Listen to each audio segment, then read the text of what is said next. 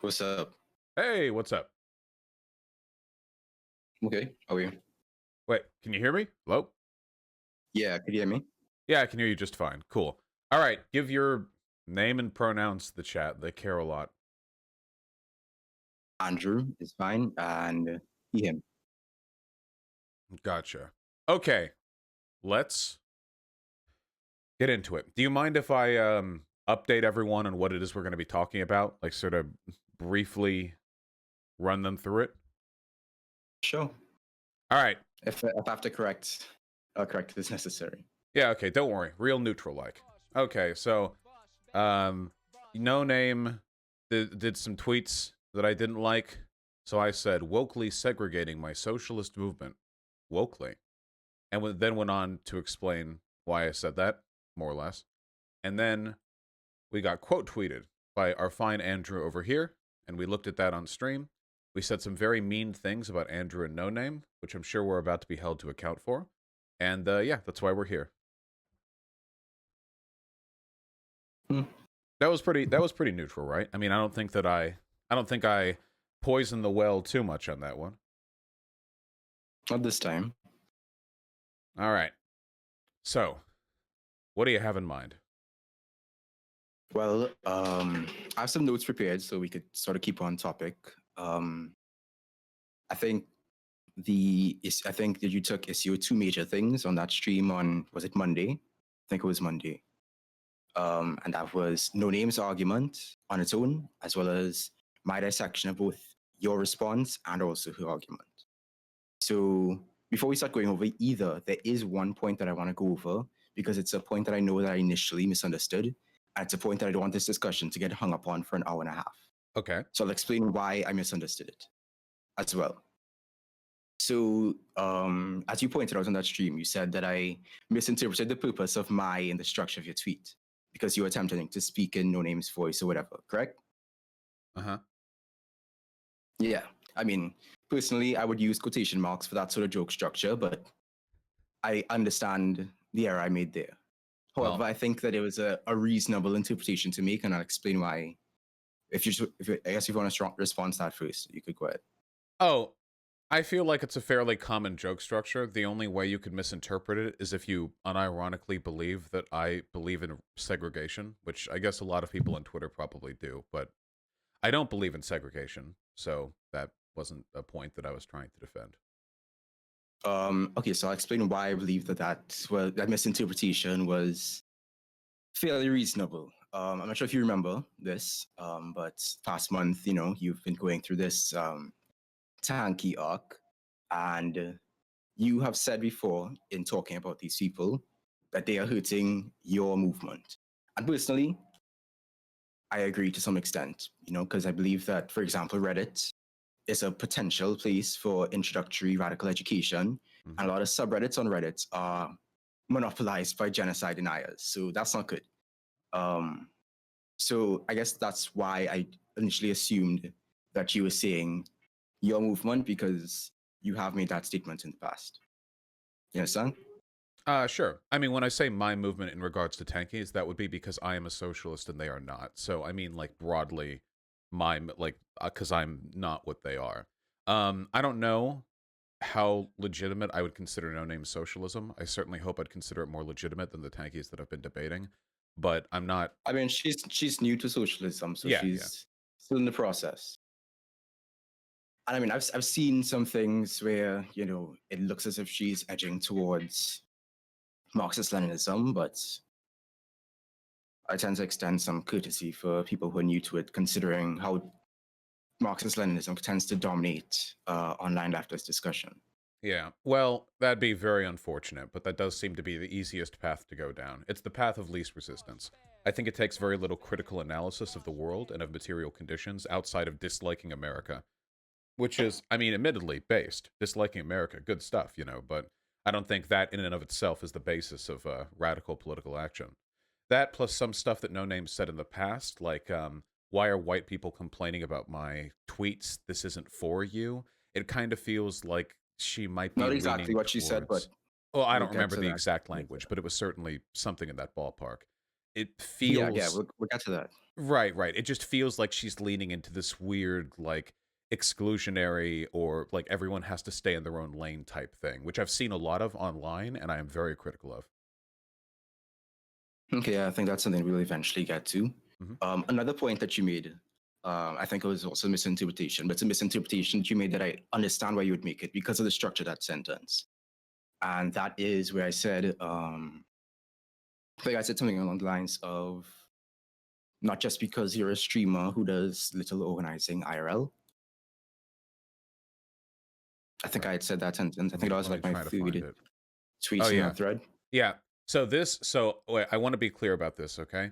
Usually when a person uses a line like this, I stop taking them seriously because and I'm sure any reasonable person can admit to this. The extent to which you can assist in a political movement is not gate-kept exclusively by IRL organizing. Especially since I reach millions of people with my platform, my time online is actually infinitely more efficiently spent than anything I could do in real life. I mean, now, going to a soup kitchen would be good for the photo op, you know. I mean, it'd be good. I do good work there. I mean, it's important to do that work. But in terms of the actual consequential output of what I'm capable of doing, it's pretty obvious that a computer screen is where I get most of my work done. But sometimes people will try to use that against me, like, "Oh, you don't even do IRL organizing," which isn't even true. I have plenty in the past, but I don't talk about it because it just comes off like I'm bragging or deflecting. Like it's like a non-answerable thing. Like, do I show photo albums of me at like juvie or prisons, like doing work or like talking with kids or fundraising? And it just feels like I'm competing with people. You know what I mean? And I understand that. yeah, I mean, and so just to get back to why I made that statement, it was less. I mean, I'm a YouTuber personally, so it's not the streaming aspect of it that I take issue with. Yes, the issue that I took with it is the lack of IRL organizing because I think that provides, sure, reaching people is important, but IRL organizing provides tremendous benefits in terms of perspective that you may not get, on the internet. And for for example, I mean, Noname also has a large platform, and she's currently building a library and a community center for mhm. organizing efforts in the area. And personally, I feel that with your massive resources, you're capable of doing similar. You could announce it on stream, you get book donations, that sort of thing, or you could just reach out to people who are doing on the ground work and direct resources that way. Well, sure. And I I'm have happy to hear people. that you do that work. I mean, I saw that recently you had donated some of your funds to that hippy dippy championship guy because he was homeless. I think. A lot of people don't see this because all they see is like the debates that I do. But not only do I have organizers, activists, and politicians on my stream, and I promote their work all the time, but I do donate to other charitable causes. Like sometimes I'll just scroll through on Twitter and find like trans people who need money for surgery and just drop 500 like anonymously on them. I've raised tens of thousands of dollars for the BLM Bail Fund initiative back late last year, and I've been pretty like open and vocal about my desire to do canvassing for like a progressive or socialist candidate in the upcoming 2022 elections. But like you have to admit, normally when people bring up the IRL organizing thing, it's just kind of like a dig. The impression is that I'm just like a armchair activist who doesn't do anything and that you delegitimize me by not doing IRL work. When, to be fair, a lot of the people who levy that criticism have themselves done no work. I think it's an ideation of the aesthetic of activism, because the aesthetic of activism is being on the ground with a pamphlet or a clipboard in your hand, running around talking to people. And that's good work, but that's not the only way to do activism. And in my case, it's the least efficient way. So it's a criticism that I'm very suspicious of, to say the least. Okay, I mean, I think I still stand with my point, and I think that I know it's weird to say, hey, look at me, I'm doing XYZ work at this place, or I'm donating XYZ amount, but I think making that visible would be important. I know it's kind of awkward, but with such a large platform, because that could also encourage other people who are watching you to go ahead and do the same thing. People would just But find clips of it and say, oh, Vaush thinks that he can compensate for his years of anti-black rigor by saying he donated X and Y. I don't think there's a win in this. I just think it's aesthetic posturing, especially since I do publicly engage in this kind of stuff. I mean, God, when I do canvassing work, how many tens of thousands of dollars will I be spending out of pocket to fund for people to travel and pay for their accommodations and hotel rooms and stuff? It's going to be an enormous expense, but I guarantee you, not a single person online who doesn't like me right now will be swayed by the effort that I put into that sort of thing. I don't know. But that effort is going into electoral organizing, though. Which I'm is talking about infinitely outside of more important. electoral organizing. Right, which right now is infinitely more important than whatever the fuck Twitter lefties think they're doing by screaming about mutual aid orgs and then not actually doing anything with them, I would say. Disagree. But I don't expect to move you on this, so. Right. No, we need more electoral support in this country. A second Trump term would have been disastrous. The more we do to consolidate power in the House and the Senate, the more likely we are to be able to freely organize. It's very important we at least have that buffer, that safety net, you know? Is it really a safety net, though? But yes, anyway. It absolutely is. Wait, if we had one less blue senator in the Senate right now, there would probably be tens of thousands more deaths in the coming years. Yeah. When Biden's infrastructure bill passes, people who would otherwise... I'm not saying the Democrats are, like, there aren't benefits to voting for Democrats over Republicans. I'm just saying, we can't do the lesser evil thing forever. But I'm not here to talk about electoral You should politics, always do the least evil thing. That's tautological. You should always do the least evil. And sometimes the least evil is sucking it up and making sure that literal fascists don't control the federal government. You know what? Whatever. We're not here to talk about electoral politics anyway, so. Right. So you made a series of accusations against me in that segment. You called me pro-segregation, anti-black, and anti-white. And you also claimed that I wanted to start a race war. I somehow. Sure did throw those ones out there. Are those hills you're willing to die on, or would you like to apologize? We can go over the tweets. I can give you, there was no denying that I was like hyperbolic with my language, but the underlying sentiment is something that I'll defend. If I could go over the tweets and explain why. Sure, let's go over them one by one. Yeah. So one of the issues that I have, and I've noticed this during the Tanky arc, is that unfortunately there were a lot of people of color who believe that like black liberation or whatever is going to come by ostracizing white people from the movement. Now, many of them won't admit to this, but they are at the same time very aggressive and very performatively exclusionary to white people in their movement. It's always a set of preconditions. If white people are to be here, they need to do or be X and Y. There's a higher bar, a standard that needs to be passed, which to my mind is really counterproductive. It also keeps us from recruiting because, like, if we're trying to get, liberals or, like, centrists over to the left, they see the left and they're like, oh, my God, I'm going to have to unironically, like, apologize for my race to be in here, I find that behavior really frustrating, which is why I throw out the woke segregation thing. There are also some prominent personalities who push this a little more directly, though admittedly, for the most part, it's kept implicit. First of all, y'all need to keep woke out y'all mouth. So I could be wrong here. Does y'all mean white people? Because the rest of that tweet is dichotomized between the y'all and black folks. Is that, I assume you're saying white people shouldn't say woke. Well, I don't think that white people... I don't think that white people necessarily are like banned from the word woke. What I think is that a lot of white people use woke in a very negative context, and it's very frustrating considering the history of the term. Mm-hmm.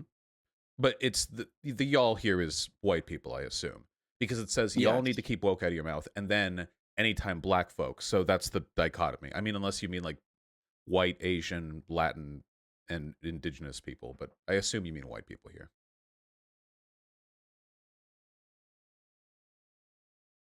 Hello? Yes. So you mean white people? Did you say? I didn't hear if you... Okay, yeah, gotcha. Yes, I do. Okay, the second tweet has been addressed, the Your Socialist Movement thing, so there's no need to linger on that. And then we have existing movements from Rojava to EZLN to... Hold on. Uh-huh. Let's look on the woke segregation bit for a second. Oh, sure. Because I don't think it's understood why I would make such a statement.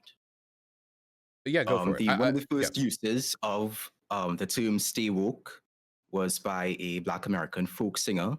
I think his name was Lead Belly or something like that. And he'd use it at the end of a song where he was telling the story of 9 black teenagers who were accused of raping 2 white women. He says, I advise everybody be a little careful when they're go along through there. Best stay woke, keep their eyes open. It's long been used to be aware of racially motivated threats and the potential dangers of white America. It was a song written during segregation. And I mean, it was also used to reference guarding against infidelity or literally staying awake, but it's always had a pretty distinctly political character.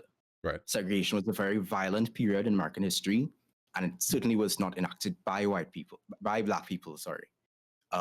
So I think and black people were the ones barred from workers' unions. They were harassed and assaulted and killed and thrown into prison, so on and so forth.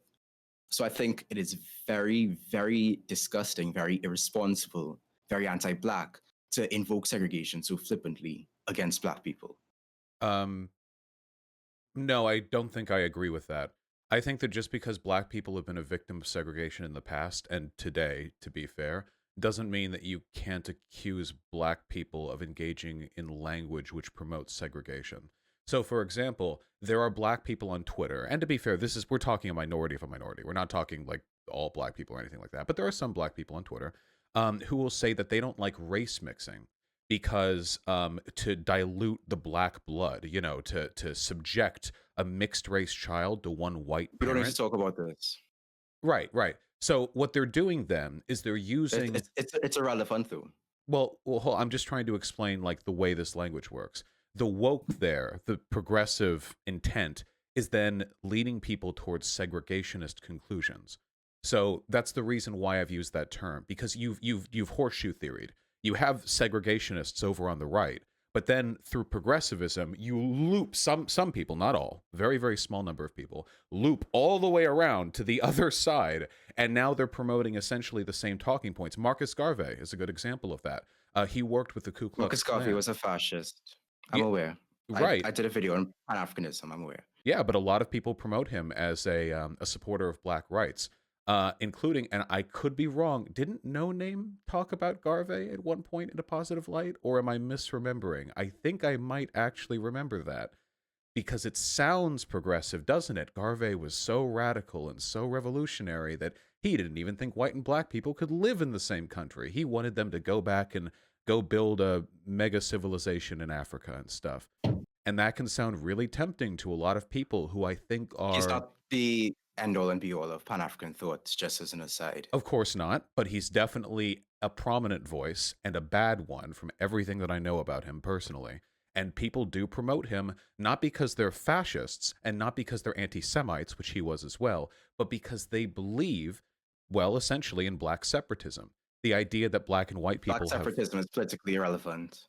I'm not saying it's politically relevant, but I do think that some tinges of black separatist thought taint our ability to have good faith discourse within the left movement. I'm not saying like one day like all the black people in America are going to leave, or like this is some big political threat. It's never ever going to happen. But while I'm part of the online left, I don't want like liberals or normies to look at my movement and see like black people being like, yeah, listen, whites, you stay in your spaces. Black people cannot get along with you. Like that kind of thing, It's really disruptive to the movement. It makes it difficult to recruit, that kind of thing, But that's not like a very common it's not. Position to hold, though. But if you see it, you should criticize it.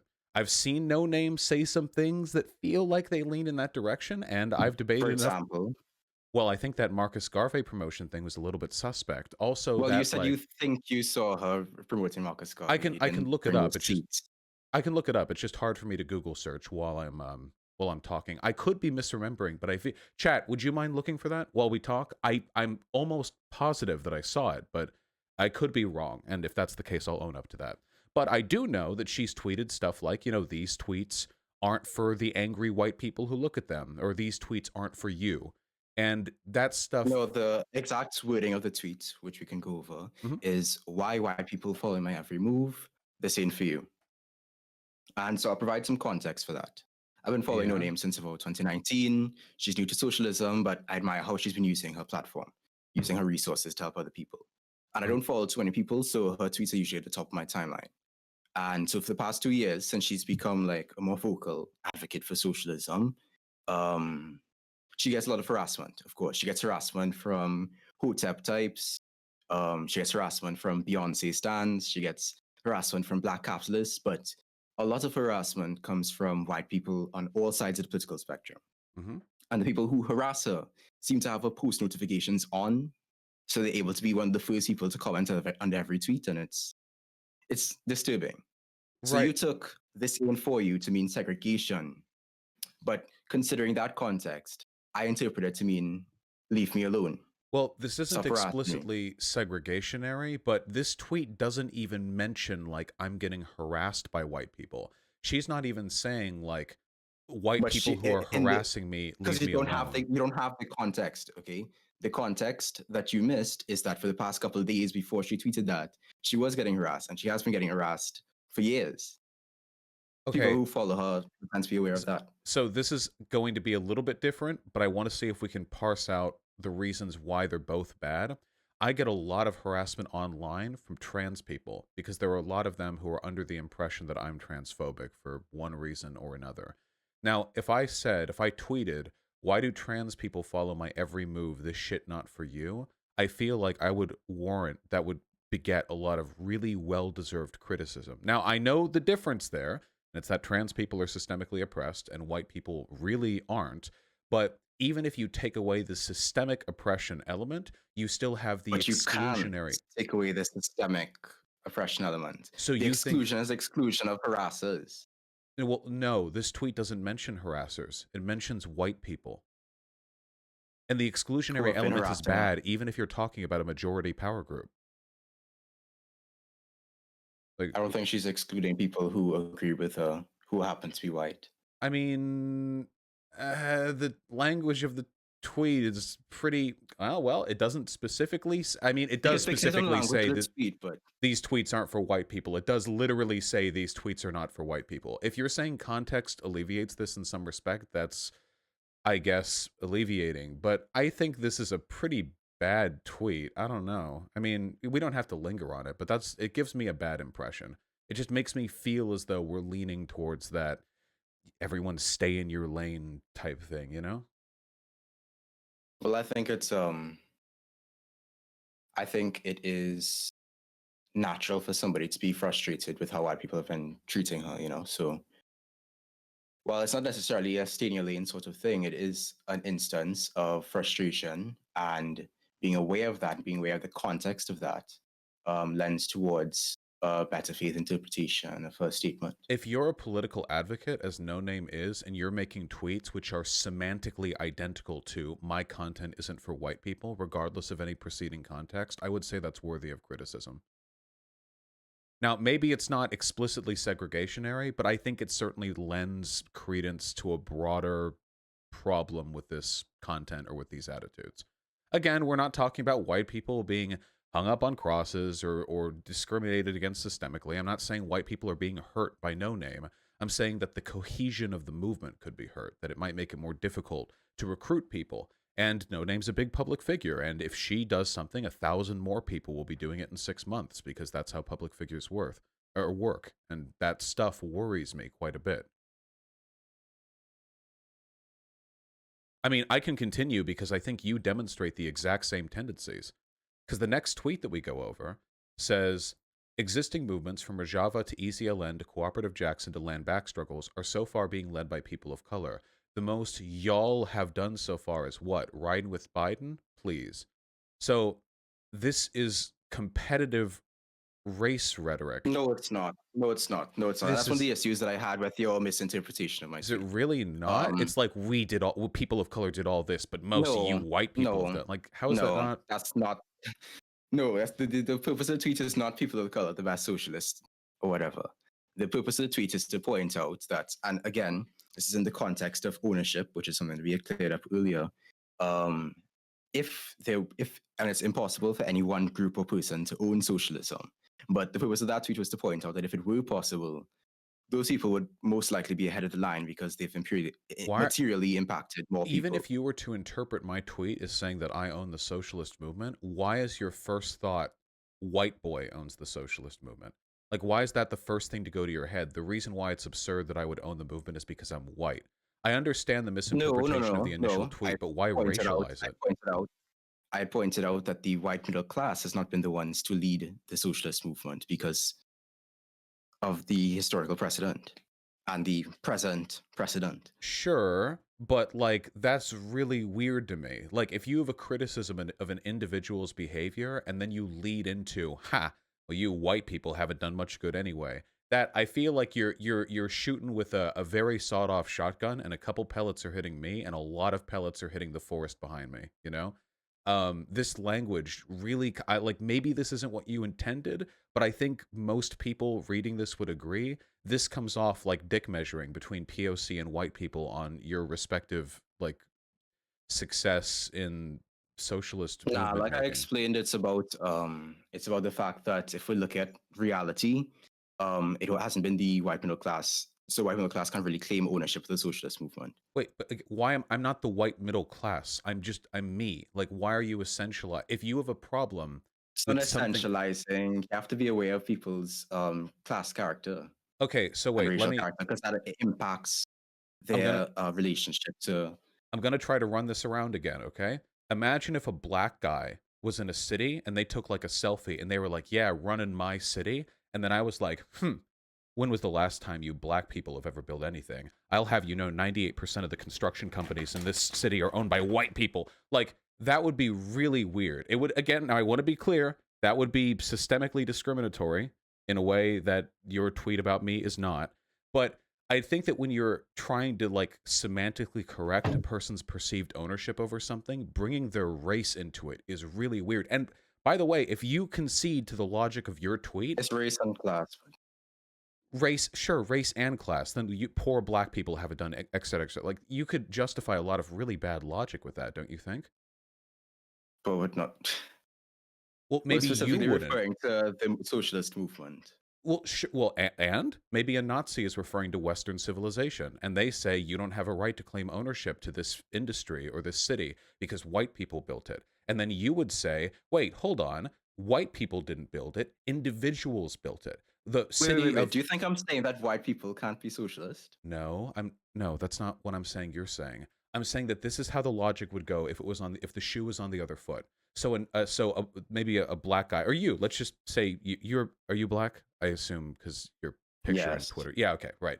Let's say you go to New York City, you take a selfie, and you're like, "Yeah, run in my town." And some white nationalist is like, excuse me, white people built New York City." And then you're like, "Oh wait, hold on," because this is the argument that I would use in return. I would say, hold on, white people didn't build it, individuals built it. Just because you share a skin color with the people who built the city doesn't mean it's any more yours than mine. The builders built it. Neither of us are builders. We both have equal ownership to the city. But then if they were following your logic, they would say, all right, well, I'm just using like class and race characteristics to describe the relative propensity you have for the construction of the city. It's a weird kind of essentialization. I just don't know why you would go there when the semantic language of your tweet pretty explicitly postures between the relative achievements of white and non-white people, you know? Do you get where I'm coming from at least? It's particularly the achievements of the racial class-based group.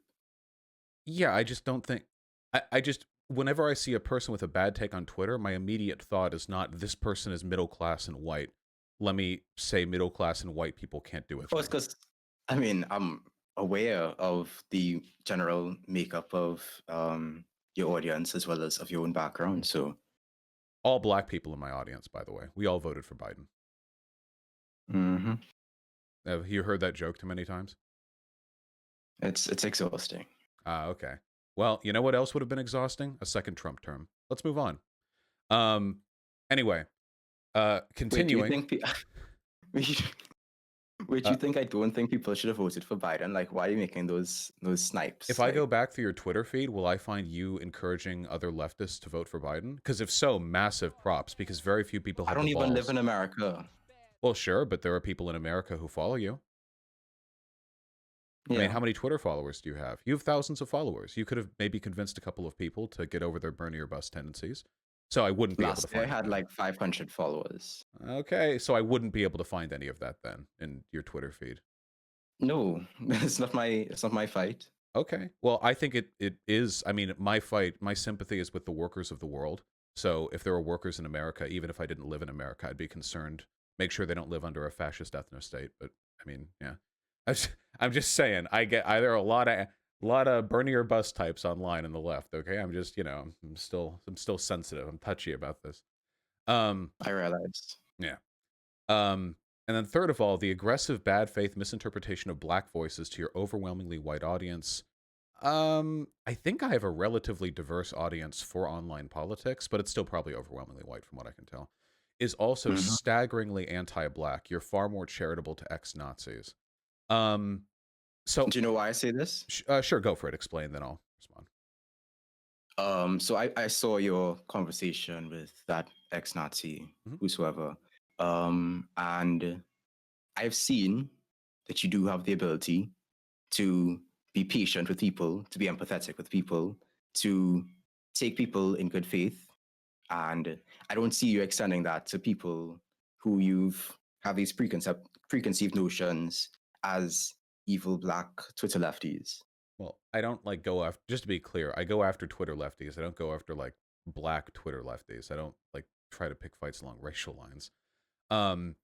So the reason why I don't think this comparison is necessarily valid is because this person that I talked to was an ex-Nazi.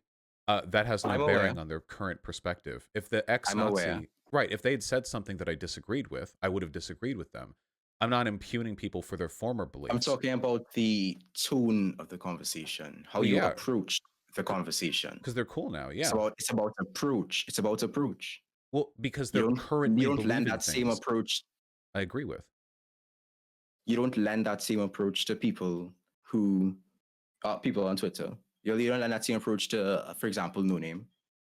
You yourself said you're aware that she's new to Twitter, whatever. If you have some particular issues with perhaps how she worded things, and at the beginning of the segment, you had said that the so-called Steelman interpretation of her saying was that there are some white leftists who take comfort in being part of a multiracial group without using their privilege to put in the work to radicalize other white people. That's what you dubbed the Steelman interpretation of her tweet, when that was the correct interpretation of her tweet. I don't I think that tweet requires way more work on my end than the immediate tweet that needs to be done. And I feel like the way in which she phrased her tweet was there are way more likely interpretations that aren't that one. Because we even finished all of it. By the way, my boys found a tweet of you saying that both Trump and Biden are awful human beings. I guess this was after the election. Do you disagree with that statement? September, November. Well, it's not that I disagree with the statement. It's that the implicit message of this statement is that there's no difference between them. This is what a lot of people do. They posture. There's a difference between there are differences between them. There's a difference between Hitler and Winston Churchill, and both of them are awful human beings, not so? Right, but if it was right during World War II, and you said both Winston Churchill and Adolf Hitler are awful human beings, I feel like the implication there would be that you don't have a stake in the result of the war. This isn't 60 years after the fact. This tweet was sent out a few days before the election. Yeah, but I mean, I still stand by that statement. I only got 5 likes, and I had 300 followers at the time. It's not going to change the outcome of the election. Calm down. The follower count isn't what I'm looking for here. I'm not saying you're going to change the election. It's just, this is Bernie or bust rhetoric. So it's weird to me earlier that you were acting defensive. It's Bernie or bust rhetoric to point out that that they're both awful human beings. Seriously. So again, I feel like you're being a little bit dishonest here. I'm going to try this one more time and then we can move on. When we're right about to have an election between a ghoulish neoliberal and a fascist, and the only conversational point you have to add to this is that both are bad, the implicit suggestion then is that it doesn't really matter which one wins, that there's an equivocacy here, it's both whatever, two evils, who cares, which is a sentiment expressed by a lot of people on the online left. So so again, you got defensive earlier. So were you hoping that Biden would win over Trump? Of course. Okay. I mean, I can't find any tweets of you saying that, and I can find tweets of you both sidesing, but yeah. Okay, anyway. Well, I have private group chats where I was sat down through the election and I watched the results change. So it's not like you have access to the entirety of my life on Twitter, because I'm not very Back then, I wasn't very active on Twitter. Of course, I can only criticize you for the things that I see here on your Twitter feed. Anyway, I don't think Again, this tweet context. about bad faith misinterpretations, I just don't think necessarily lands. I can only really go by what I think a reasonable interpretation is and how my audience tends to lean, but I feel like my interpretation of your tweets and of No Name's tweets have been fairly on the ball, whereas you've been assigning a degree of charitability that I think borders on like dishonesty, in my personal opinion. Yeah, in your opinion. Yeah. Wait, I'm getting more tweets of you doing the both sides thing. Every election, people say pick the lesser of two evils. Enough is enough. It's time to work outside the system and stop picking evil. Would you like to read the original tweet? Sure, we can look at the original tweet from The original tweet that I'm quoting. By Dawi. Imagine TNT is a restaurant. PNC, the only will give you diarrhea. Everyone says you're civic duty to choose. You don't choose and eat, but everyone who's eats shitting down the place, telling you don't complain about the smell. Yeah, this is true. Don't eat the diarrhea food. It's probably bad. Yeah, the tweet was in the context of my own local elections. Okay, that's TNT fair. stands for Trinidad and Tobago, which is where I'm from. PNM stands for the People's National Movement, which is one political party. I think UNC stands for United National Congress, which is another political party. That's fair. I think the sentiment kind of carries across, but yeah, okay. That's fair though. What country are you from? There's Trinidad and Tobago. Okay, yeah, I will admit that I don't know very much about your political system. The politics are split along racial lines, so it's very unproductive.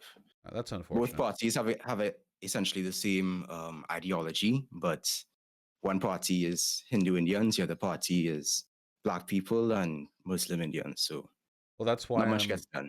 That's why I'm so that's why I'm so hard on avoiding segregationist rhetoric.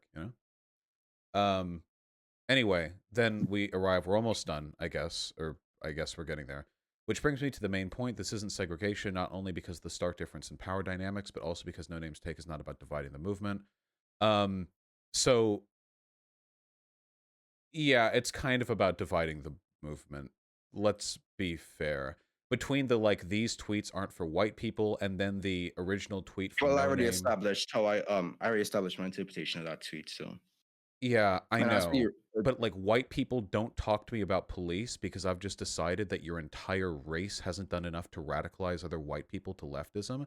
This is an insanely counterproductive tweet. Like white people, you don't get to have a racially unified movement until you've passed some arbitrary threshold of It's not arbitrary. How so wait, what's the break down that tweet? How is it not arbitrary? Is there like a specific line? How is it arbitrary to expect that people in their communities are working against white supremacy and liberalism? Wait, so at what That's like point? bare minimum shit. At what point do we know that white people are doing enough? Because the arbitrarity is that we don't know. There's no way of knowing. It's a gradient. And also, how do you know what all white people are doing? You're right. It is true that there is a sense of arbitrariness in terms of the line being drawn and how much is enough. But as it stands right now, we're not even close to reaching that line. Enough work is not being done. Why go after white people like this when instead you could say, I think that white people should utilize their privilege and their relative levels of respect in white spaces to try as much as possible to radicalize their. But now you're just nitpicking. Now you're just nitpicking, phrasing. The same message is being communicated. No, I strongly disagree because the language that I just used is inclusionary, and the language. You want to go through the phrasing of the tweet, and I'll explain my my interpretation of her tweet. Wait, okay, I understand your interpretation. Wait, hold on. Well, you don't understand my interpretation of the tweet because you haven't gone through it yet. So you just said that what I said was semantically identical. I didn't say it was semantically identical. Wait, hold on. I said the message was identical. That's okay. You said the message was identical. The problem is the language that I used was inclusionary, and the language that she used was exclusionary, which is the reason why I was critical. My message wasn't... Exclusionary in what way? So she literally says, do not talk to me about police, white people, until you've done X. I can't imagine... She said, please don't speak to me about police in the context of what the guy said. She was speaking directly to somebody. She had quote tweeted somebody. So the please don't speak to you about police is specific to that tweet. But the first sentence, why white leftists more eager to unify with racialized communities than organize your own people first. Second sentence, unity with black people is meaningless as long as the masses of white people are indoctrinated into white supremacy and liberalism. Now, in the original stream, you had taken issue with the phrase your own people. Do you still have issue with that phrase? Yeah. Why are we racializing this? Because you can't ignore race in America of all places. No, if you have a problem with a take, you don't need to say, why are these white people giving a bad take? You don't need to say white people aren't doing enough. If you have an issue with a take, pointing out a general trend in the organization patterns of right. That's essentializing. Lack of organizing patterns. It's not essentializing. If you notice a trend in activity, how do you even measure how much white leftists are doing to push for other white leftists to join up? Like, how do you even know? Is there a barometer on this? Is there like some way of measuring that I'm unaware of?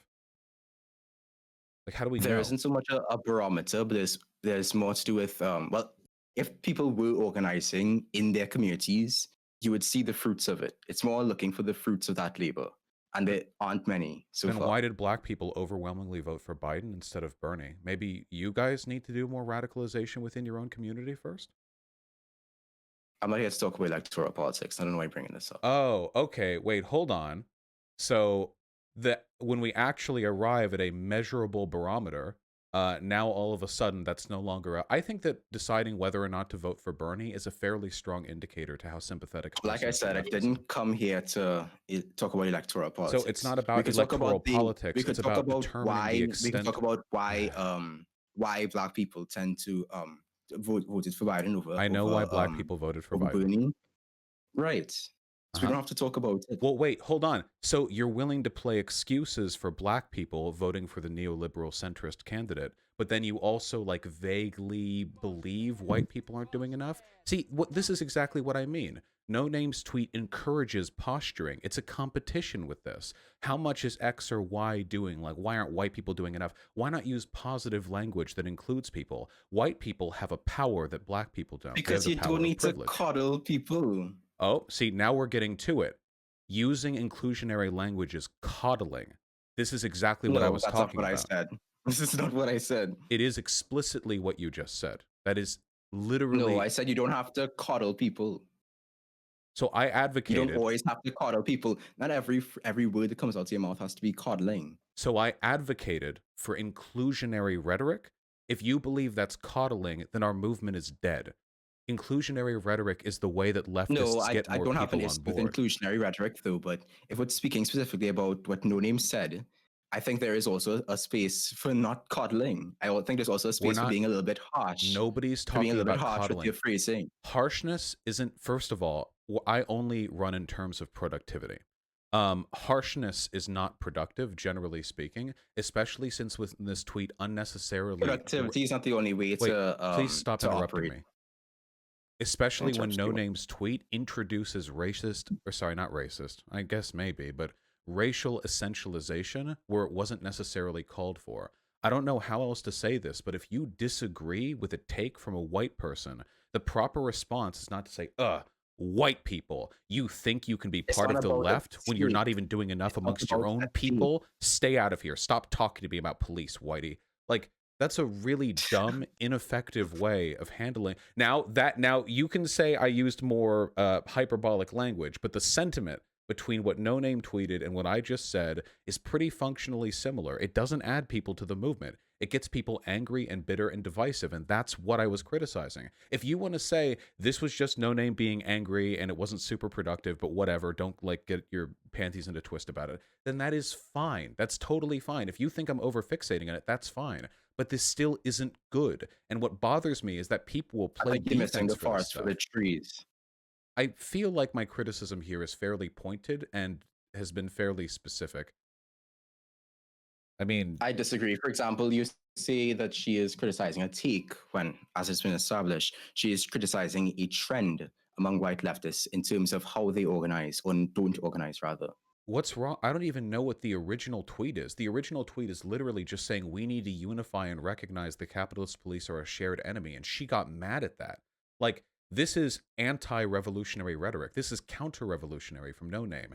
The original tweet is saying, hey, workers of America, we need to rise up together and recognize that petty racial infighting is not the way to solve our problems. We need to work together against the collective institutions that oppress us. And Noname sees that tweet and she is like, sorry, Whitey, you're not doing enough. That's just really, really bad to me. It's not You have a good. weird way of perceiving these sort of things, but Well, I'll then, point something out, right? So let's bring it back in a little bit. You took issue with the freezing your own people because you think, oh, it's racially centralizing or whatever the case may be. Correct? yeah, I don't know what about the original tweet required a message about how whites aren't doing enough. That feels so out of left field, you know? Perhaps to you, there's How, context what does this accomplish? be considered. Don't you realize that we What is need it white accomplish? people in Okay, this so movement, let's right? talk. I'm aware of that. I know we need white people in this movement, but the point is that okay, let me scale back a bit If you were a and provide random some white kid context. and you saw this tweet, like you We're not realize that talking about random white kids, Vaush. Random random white white kids kids are probably should future not be on Twitter. revolutionaries. White Boy Summer is a revolutionary's haven, okay? We need those random white kids. And they see a All tweet right, like Chet this, Hanks. and what do they think? I'm not as fixated on what they think because I think there is more to be discussed before you quickly jump to a particular How interpretation. can you recruit new So, people if you don't care what normies think about our movement? what? What do you mean? How can I recruit new people without thinking about? Yeah, how can Do you you think recruit? one tweet is going to Wait, so turn wait, somebody in a particular you're direction? doing it again. It is just one tweet, but it's indicative of a broader attitude that I'm criticizing. So with this Indicative of a attitude, broader attitude. Indicative of a broader attitude. Let's stick on that phrase for a no, no, second. no, wait, I need Indicative you of to a answer broader this attitude. question. How can we Okay. recruit new people if we don't care about what randoms think about our messaging? We need to know. We need to be Yeah, appealing to them as much as possible. We should be having bake sales to get these fuckers in our doors. We don't. We're yeah, very addressing the exclusionary. material conditions. But I want to talk about how you said What? No, I need an answer to that because if you don't think this is an avenue worth pursuing, then you're not a part of my movement. You're a part of some social club that I don't want to be a part of. Organizing. I'm talking about organizing. I'm talking about optics. I'm talking about Noname revolutionary is also class talking about consciousness. organizing. She's also talking about revolutionary class consciousness. You But somehow said, you missed that in the tweet. no, you said you don't care how other people think. So why not? That's not what I said. Wait, chat, did this person not just say they don't care what others think with regards to the optics of this tweet? Did I miss I said that? I don't care what random white boy thinks because there's Why more not? to it than just his one perspective. Wait, why not? Why not promote socialism in a way that's amicable to the perspectives of the entire working class? Random white boys are like Because 20% of the there's American population. 30 maybe, there I don't is know. a point that is being communicated in the tweet that I think is more important than merely considering how white boy number 24 might consider or might interpret the tweet. But so And the far, I've message, managed to phrase this tweet in a way which is more accurate and better optically. So I don't know but what we're then, gaining by but then phrasing it this way. you're nitpicking phrasing though. Well, I'm trying to talk about the Yeah. message of the tweet. Wait, the phrasing is important. We're public figures. Trust me, I know better than anyone Phrasing else. is important. Phrasing's very Phrasing is important. important. Yeah. Phrasing is important. So let's talk about the phrasing. Yeah, the phrasing is explicitly exclusionary. The original tweet was about unity against police, racial unity against police, which was the message of basically every socialist movement in this country for the past 100 years, and then with some exceptions, and then Well, Noname steps in and she significant says exception.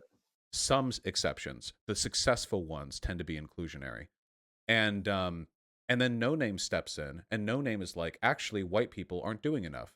Unity with black people is meaningless as long as the masses of white people are indoctrinated into white supremacy and liberalism. First of all, that's factually incorrect. Unity with black people is meaningful even in the face of an oppressive society. This is reductive and frankly just stupid. Like, it's an all or nothing kind of sentiment. Unity with black people is meaningless unless we've destroyed capitalism? What? So wait, No, that's not the take though. the masses of white people have been indoctrinated into white supremacy and liberalism for the entire history of this country, but I promise you that life would be a lot worse right now if there weren't some white people who were unified with black people.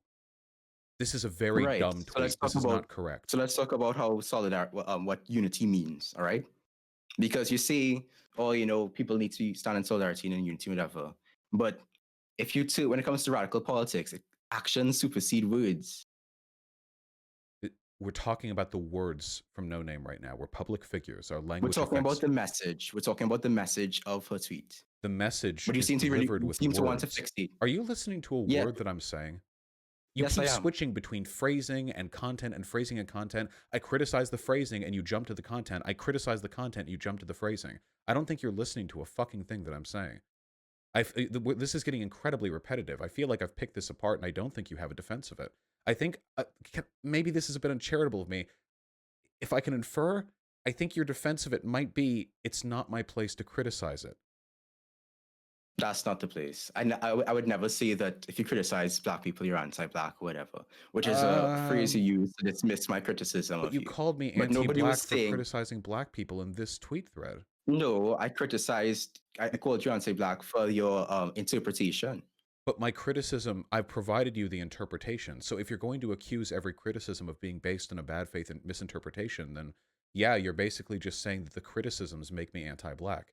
I think that my criticism No, I think pretty that your bad salient. faith misinterpretation is what made you anti-black. Because as you said in the beginning of that segment, the so-called Steelman interpretation is what I'm pointing out is that interpretation is the correct interpretation, but it's not the one that you want to run with for So the whatever correct reason. interpretation. So You if don't that's the want correct, to lend any kind of good faith if that's the to correct what she's saying, even if her interpretation, phrasing is not the best. so okay, so you acknowledge then that the phrasing is exclusionary and incorrect. I don't consider it exclusionary per se. Okay, then I think she's being direct. I think she's being direct in terms of pointing out that, hey, de facto segregation exists, so a lot of white people are going to be exposed to other white people. They have circles, social circles largely composed of other white people. So those people, instead of, they're not doing enough right. I feel to like reach these people. I feel like I've pointed out all the ways in which I think this type of messaging is really bad.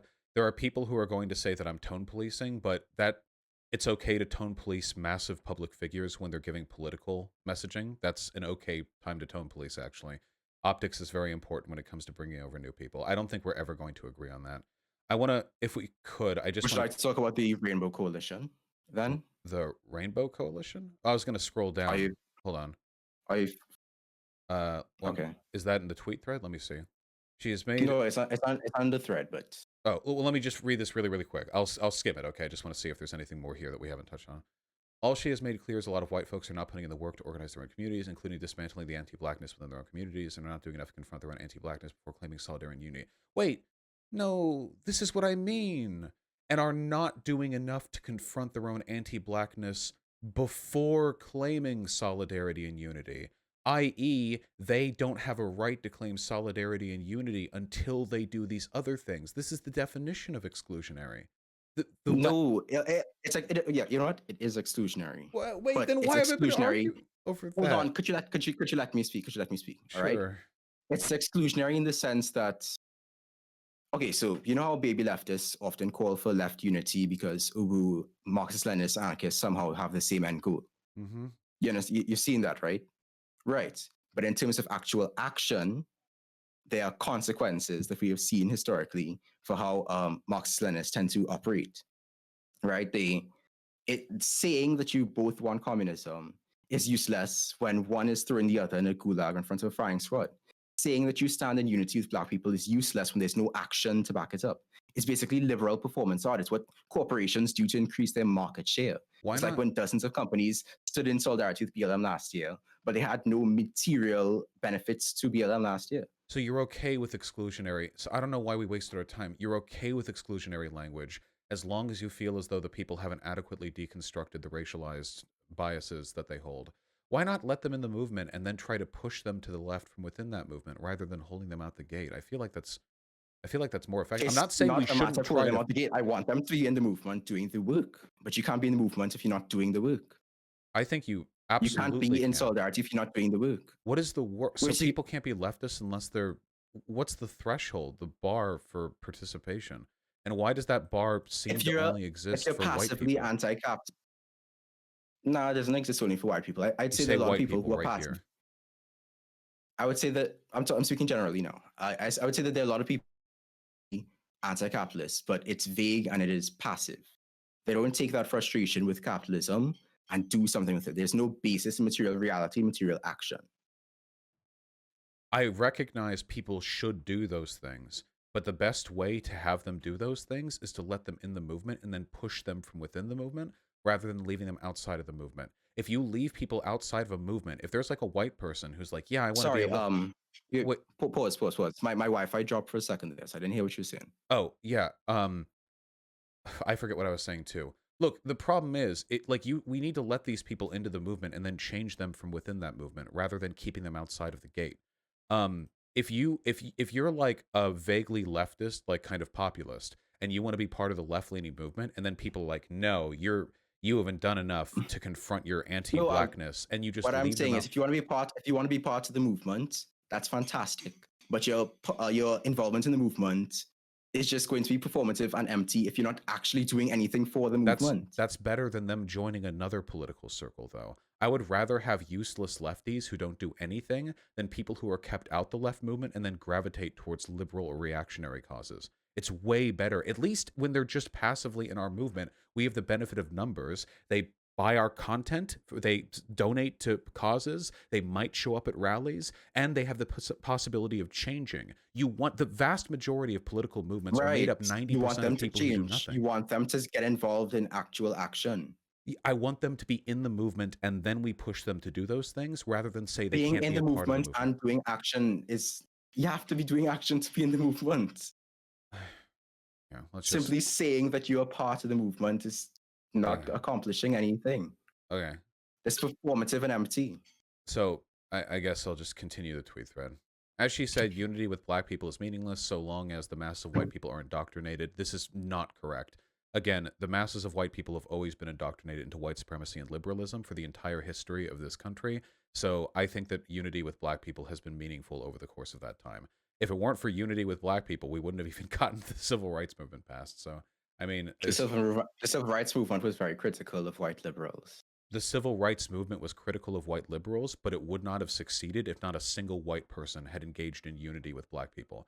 I'm not defending white liberals. I'm saying that unity was necessary to get it passed. Unity with white people, Right. even though the majority And of their white unit people were still indoctrinated into white supremacy and liberalism.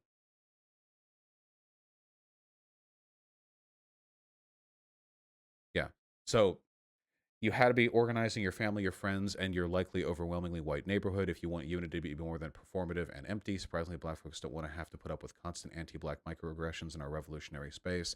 That's fair. I recognize that. I think that political This spaces is the should tweet be. that you ignored in the original segment, by the way, which I found to be very odd because Oh, it's kind of the crux of the whole thread. I just skipped through it super fast. But yeah, I don't necessarily think this is a super valid criticism.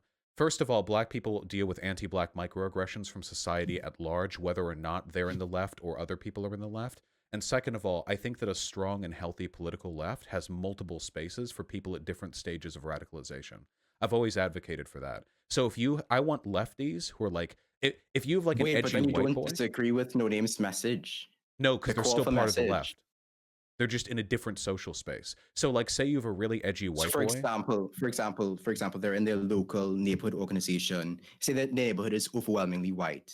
Then they're in that neighborhood organization, and as they're in that organization, they are unlearning those anti-black, white supremacist ideas in that space while working in collaboration with organizations in majority black neighborhoods. They can, yeah, and they can go on Twitter and shitpost if they want. I mean, they can do what they want, or they can do absolutely nothing if they want to. I'd prefer they do something, but if you say the only way to be a leftist is to organize, you're going to have like 5 leftists in this country. But they're still a leftist. If you have an edgy white boy who's like a little bit racist, but like they're working on it, and it's just kind of some like they just picked up on some dumb shit from their mom and dad, and They're working on it, and they're young, and, you know, they believe in leftist causes broadly. I want them to be part of the left, and I want them to be a part But of my left, in that like in case, my they're community. putting in the work to unlearn white supremacy and liberalism, though. Yeah, They're actually doing the work. right, but they're putting the work in my movement. Like they're in the movement, so they can Yeah, do that you work in can't it. be in the movement if you aren't putting in the work. That's my point. No, If you're not putting in the work to unlearn white supremacy and your liberalism, tweet then you can't really consider specifically yourself part said of the you community can't. of the movement. No, first of all, your tweet said that A, you can't be in the movement. Unity with black people is useless if white people are still anti-black in general. And B, you said that they can't be in the movement until they have unlearned those things. I think they need to unlearn it in the movement. And even if they never fully unlearn it and they're still like a little bit racist, what would you rather have? A slightly racist white kid who wants a proletarian revolution, or a slightly racist white kid with a Back the Blue sticker on the back of his fucking Ford Focus, you know? I know that I would rather have them on the left. And maybe they're irritating and other black people on the online left don't want to be around them. That's cool. They don't have to. It's not a social club. They can stay in some other portion of the left where people are more tolerant of that type of behavior. You know? I just want Yeah, to I be mean, inclusionary. I just want to be inclusive to people. The right makes it so easy to join the right. All you have to do is be a little bit not even racist. You just have to be irritated by feminists. And there is this like maelstrom of content that will pull you into the alt-right. But on the left, there are so many walls and barriers and so much gatekeeping, and all these prominent voices are constantly so what you're engaging in saying is you think there should be self-criticism. a path. You think there should be a path for apolitical white people to enter the left. Is that Yeah. what you're saying? Yeah. Yeah. And who do you think is going to create that path? Who do you think should create that path? Who do you Well, think should be putting in that difficult work to build that path? Well, I do it better than pretty much anyone else, I think. So I'd say me. Yeah, I think other white people can use their privilege to try to access those communities and Which pull is them over. Noname's point. No, Noname's point is that we don't have a right to talk to her about unity or police until we've done more. I don't do this because I'm meeting some woke bar that I need to pass before I get to talk political issues with black people. I'm doing this because I like doing what I do and because I'm good at doing what I do. I'm not doing it because I was gatekept by other people. Because frankly, if I listened to other people's gatekeeping, I wouldn't be part of the left at all. Most online leftists hate me. They want me out of the community. If I listened to the gatekeeping, I wouldn't be able to do exactly the thing you and Noname want, which is white people using their privilege to pull politically indifferent or even reactionary people over to the left. I'm trying to, but your messaging makes it harder for me to do it. And then when I argue with it online, messaging people that white accuse me of leftists being... should be putting in the work to unlearn, to help people unlearn white supremacy and liberalism is somehow not what? It's about the order. I do it because I like doing it, and I do it because I'm good at doing it. But I don't do it because I need to pass a threshold before I get to talk with black people. I could drop all of this, That's never do an not ounce. the point. Wait, no, it's the point, which is the reason why my rhetoric pulls... The point is that if white leftists are not putting in the work to unlearn white supremacy and liberalism, then unity is meaningless. Meaningless because it is performative and empty. The reason why you went silent after I brought up the civil rights movement is because you know that point is stupid. Okay, we can't keep going back to that. Unity is meaningful even if there are still problems in the broader white community. Now, I am having trouble doing the work you claim you want me to do because of the behavior that you and other people who use your arguments engage in. And for the record, I'm going to get called racist after this conversation because I disagreed with a black person. You called me racist in your Twitter thread for disagreeing with a black person. It makes it exceedingly difficult. I called you racist. But if you want to keep on framing it that way, then sure. I think that's a fairly... If you want to talk about the civil rights movement, we could talk about how white people organized with black people in the civil rights movement. We could talk about that. No. The point is that they unified. There was unity there, even though there was a majority white population. Unity was materially meaningful. It doesn't... The way that they're unified, the way that they worked, was in organization against white supremacy. And what does that have to do with my point? The unity is meaningful, even though the majority of white people were still succumbing to anti-blackness and liberalism. That's my argument. Yeah, white people, their unity was meaningful because they put in the work, and black people can't do it alone because we have way the hell more social power than you do in this country. And that's unfortunate, and we can work to fix that, but it cannot be done alone. We're going to need white people. We're going to need a lot of white people, and we're going to need to choose our words carefully to avoid compromising our movement while also including as many people as possible. That optics game is really important to me because for a long time, the online left especially was empty. There was no online left in America, in the Western speaking, in the English speaking world. There was nothing. It was just all reactionaries. It was like atheists. That was the closest we had. It was atheist versus Christians. So we're going to go back to that if we're not careful. And the tweet thread ends with you saying, this arrogant refusal to read, listen, reflect, unlearn, apologize is disgusting to me. We're obviously not part of the same movement. So I don't know how you can say you're not being exclusionary when you're explicitly saying we're not part of the same movement. Didn't I admit earlier that I was exclusionary? Didn't I say that I would be excluding people who aren't putting in the work?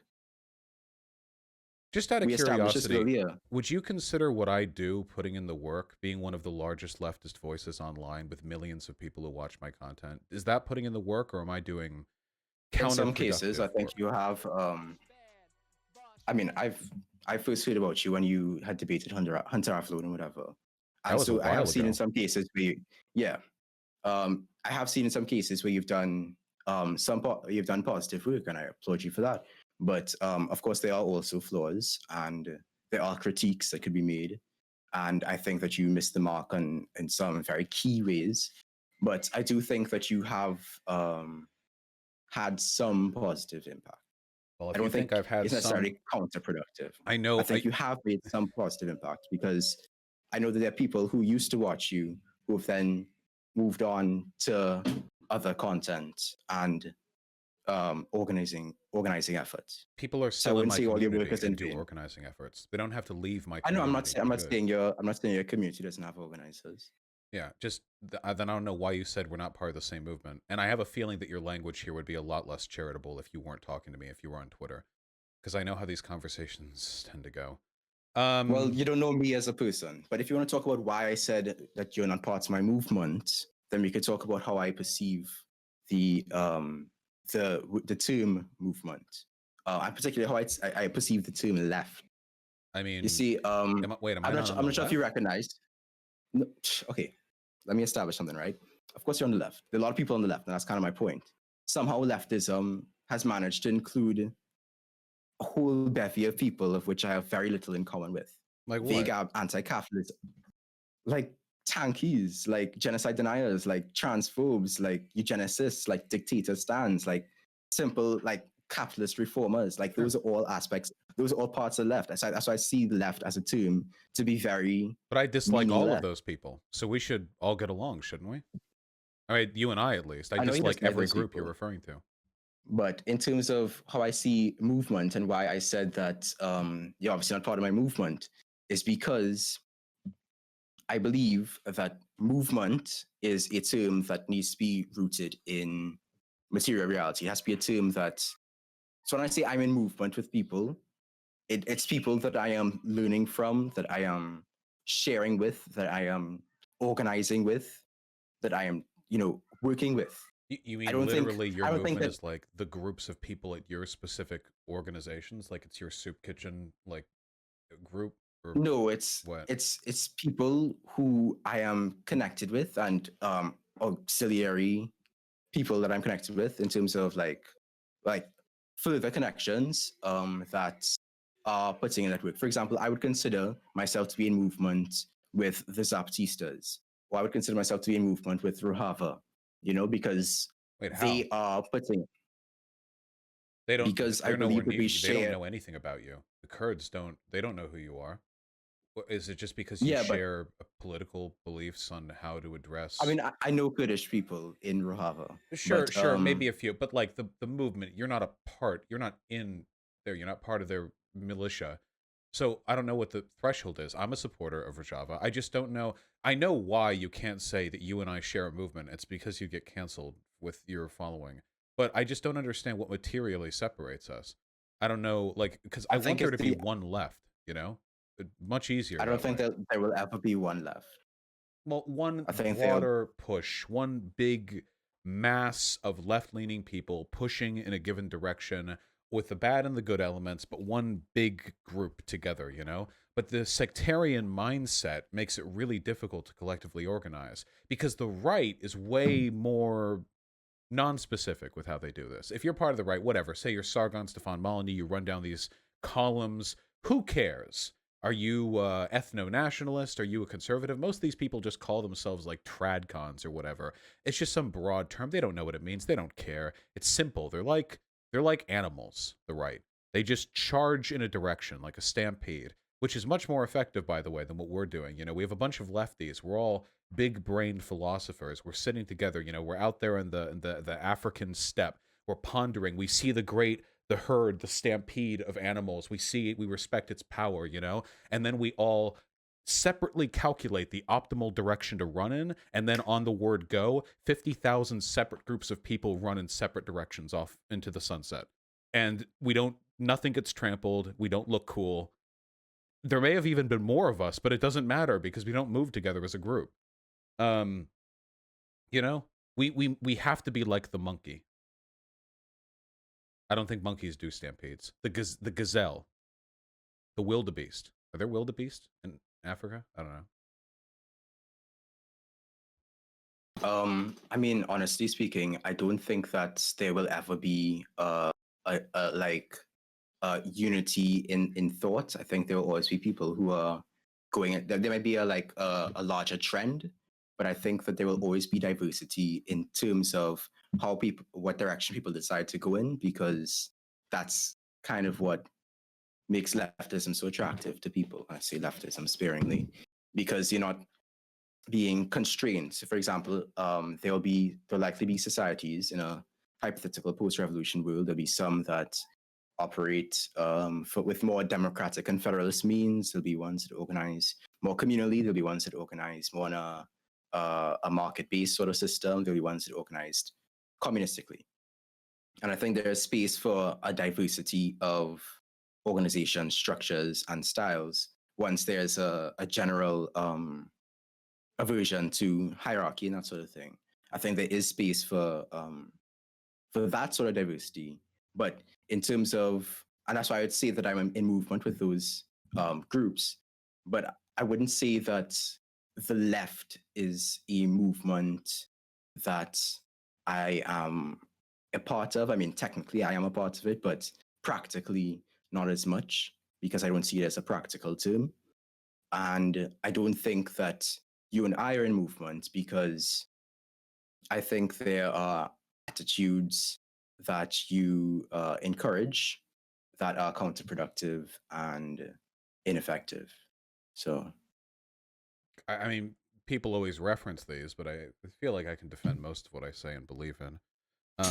But all right, one way or another, I feel like we've run the circle, and I appreciate you coming on to talk about this tweet chain, because this conversation was, and maybe this is more a reflection on the types of conversations I have in this channel, but I would say a pretty excellent one by the standards I am typically held to.